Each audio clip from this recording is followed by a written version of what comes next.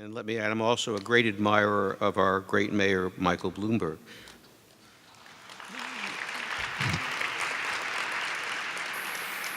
Good morning, everyone, and thank you all for being here today.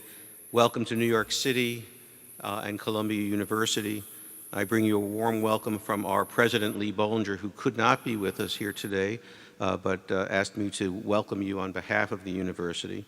And I'm pleased to welcome you to the first C40 Women for Climate Conference at Columbia University. Our full name is Columbia University in the city of New York, and we're very proud of being a part of this city.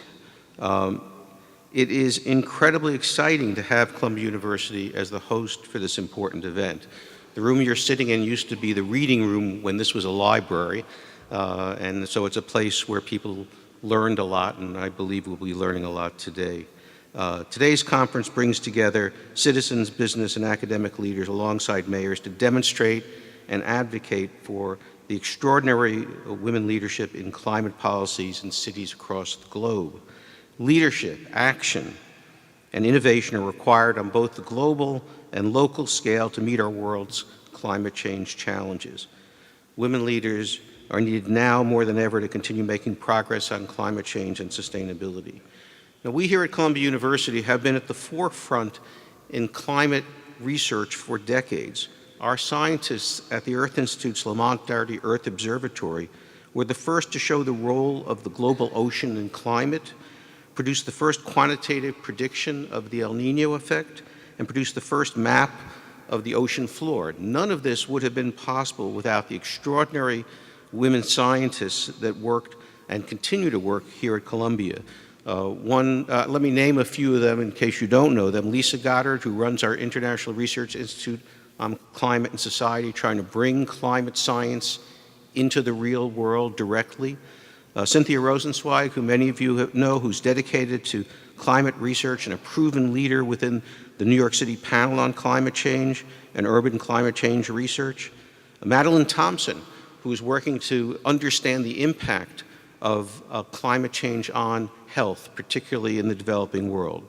Robin Bell, who was instrumental in launching a major multinational effort to study the polar regions of our planet and the implications of climate change. And finally, the late Marie Tharp, who was a pioneering map maker of the ocean floor and who made vital discoveries that we build climate science on.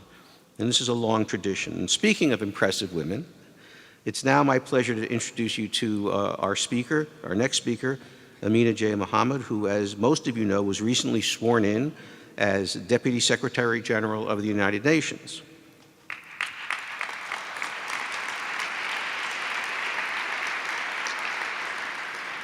She was formerly Nigeria's Minister of Environment, where she steered her country's efforts to protect the natural environment and conserve resources for sustainable development.